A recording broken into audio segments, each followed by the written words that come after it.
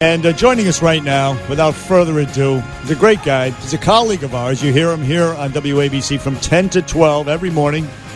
And, of course, on Fox and Friends daily, Monday through Friday. But Brian Kilmeade is also a great historian, believe it or not. Yes, I'm sure a lot of you know. He's written 6 books, 4 of which I have read, and they were great. I'm in the process of reading his latest book, which is called Sam Houston and the Alamo Avengers, the Texas victory that changed history. Brian Kilmeade, good morning to you.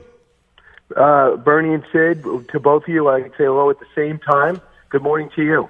Good morning. Listen, but let me just say this, too, as for our listeners out on Long Island and throughout the tri-state area. Brian will be on Tuesday night at 7 o'clock at the Huntington Book Review signing copies of this book, Sam Houston and the Alamo Avengers. Brian, it's a really interesting book, and it's all about what happened in the aftermath of the Alamo. And you go in, you tell about the Alamo, but tell us what happened afterwards. Well, a couple of things, guys. Yeah, I'll be at the book review Tuesday, and I got a show where I'm going to do everything at once on stage on the 25th in Westbury. Oh. And everyone wants to go to briankilmeade.com and get tickets, and I'm going to provide transportation to try to get you guys out. You're funny. And possibly dinner, anything to get you guys there. You know, the unscripted setting that you guys have done is great, so I plan on talking about all the books at once. There seems to be a war on our history, and you grew up in the Northeast. We maybe got a day of Texas history. We heard about the Alamo. We wanted to know if it was going to be on the test, and if it was or wasn't, we would study it that much. But if you go to Texas, they do it in grammar school, they do it in high school. And they walk around and they feel it. And that's why these Texans have so much pride. So I thought to myself, well, that's a great story, but it's not an American story. But when they sent me down for Fox Nation to do the Alamo and for what made America great, I got schooled quickly on how much more there was to this story, why we care so much about it, why a devastating loss is still celebrated. And that's why I thought, okay, let me tell you what's going on in America in 1820. Let me tell you what happened in 1836. Let me tell you what happened after the Alamo, and if I could put it together and tell you that this army was made up of Americans and that Texas came in the Louisiana Purchase and Thomas Jefferson and Jackson were among the high-profile names that were convinced of it, then people would understand the significance of this battle. We wouldn't have the West if we didn't win Texas. No, that's true. And I tell you, the 2 other names in the book, you mentioned Jefferson and Jackson, but 2 other names in the book that I think are interesting to folks, Brian. Sam Houston, I think as a sports fan, people have heard of Sam Houston State, obviously. Sam Houston and Davy Crockett. You know, I mean, that's who I think most Americans really think of when they think about the Alamo and that relationship. Yeah. And I like how you go into, war heroes from way back when. Do we treat our war heroes the same today? Do they demand the same respect as when Davy Crockett was killed all those years ago? Sid, when they do your unauthorized biography, they're not only going to focus on your success at WABC and WFAN, right? They're going to focus on the highs and lows, and they're going to focus on what made you stand out in your generation. Today, we're looking at everybody in our past, and we're only pointing out the lows. Mm-hmm. Washington was great, but he had slaves. Sam Houston was great, but he really drank too much and got involved in a scandal in Tennessee. Oh, but by the way, he also banded together a group of Texans who knew nothing about military formations and discipline and managed to defeat a standing army in 9 months. Oh, yeah, by the way, he was also the first president of Texas. He was also an outstanding senator from Texas. He was a governor of Tennessee. He also stood up for American Indian rights. And by the way, can we mention he stopped drinking, became a Catholic, and had 9 kids. Wow. That's what we used to look at with history. We used to say to ourselves, wow, what a great man, but he's not perfect. Let's study him. Now we're judging him, taking down their statues and reevaluating our history. So I thought we'd do this book, and I get the history people who love America to buy it. Now all of a sudden I find myself on interviews defending our country. And there's a war on history.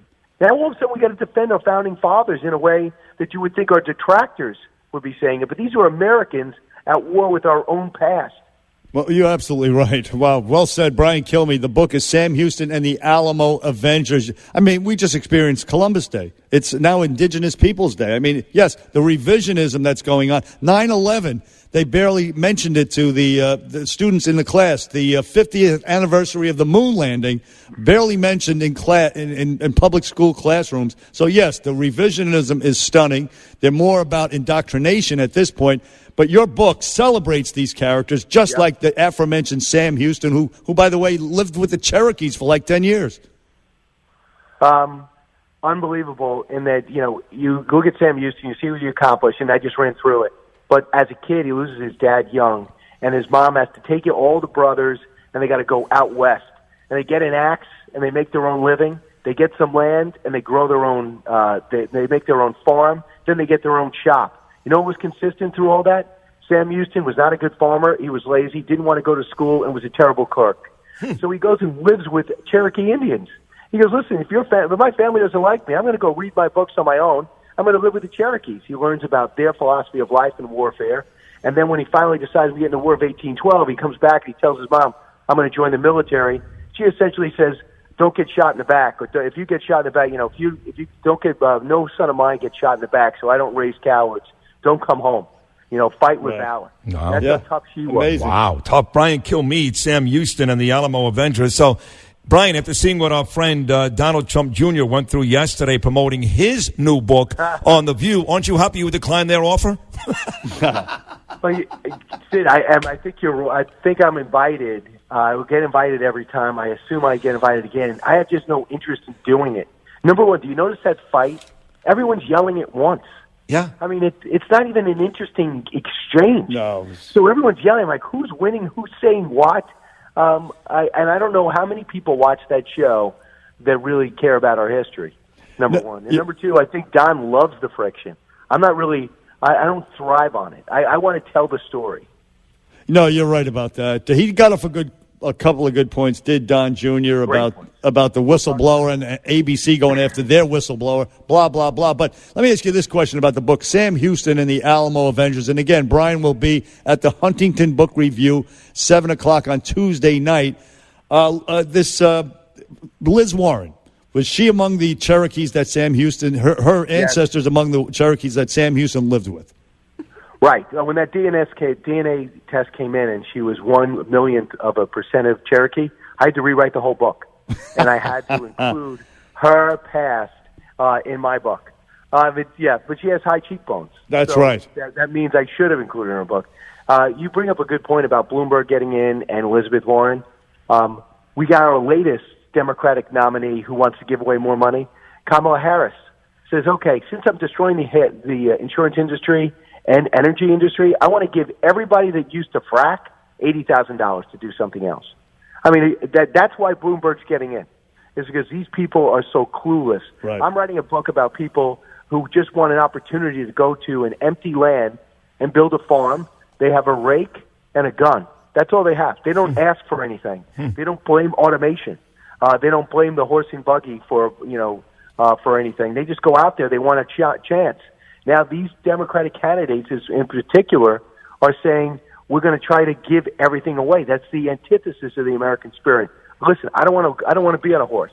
I love that we have roads, but I think we still can have that same attitude of whatever it takes, especially in our business. I mean, how many rejections do you guys have in our past? How many times we've been fired or let go? You don't sit there and blame. You have one day where you feel bad for yourself and you lace them up and go back out there. Now we want to blame everyone. We have baby bucks from Cory Booker, and we're getting all these free health care. We're going to have our loans forgiven. What's going on here? Right. That's the antithesis of our past. No, all praise to you, Brian Kilmeade, for keeping this alive. And it is a thrilling read, Sam Houston and the Alamo Avengers. I am reading it, folks. I love history books, and nobody does it better than Brian Kilmeade. Yeah, great. So, Brian, look, one quick question. When do you sleep, my friend? Not enough. Not you enough. Guys. But I'm in Tulsa today. I'm coming to you from KRMG Studio, so I'm doing the whole show. Nice. But I'm not missing a day of radio. Can't say the same thing about television. So I'll be coming to you here live. Senator Lankford will be in studio from Oklahoma, and we got a live audience today. Oh, wow. Great. 10 o'clock. That's awesome. Fantastic. Hey, man, listen, congratulations. All your books are great. You're great on TV. You're great on radio. You don't have too big of fans than Bernie and I, Brian. Honestly, we really love you, pal. So congratulations. Well, I mean, I'm just thrilled to follow you guys in New York. We all know WABC. We grew up listening to it, and I think you feel the way I do. is that to be on it is a bucket list thing. So I appreciate following you guys. We're lucky to have you. Care, the book, Sam Houston and the Alamo Avengers by Brian Kilmeade, folks. Go to Amazon.com or BrianKilmeade.com and get it. We're coming right back.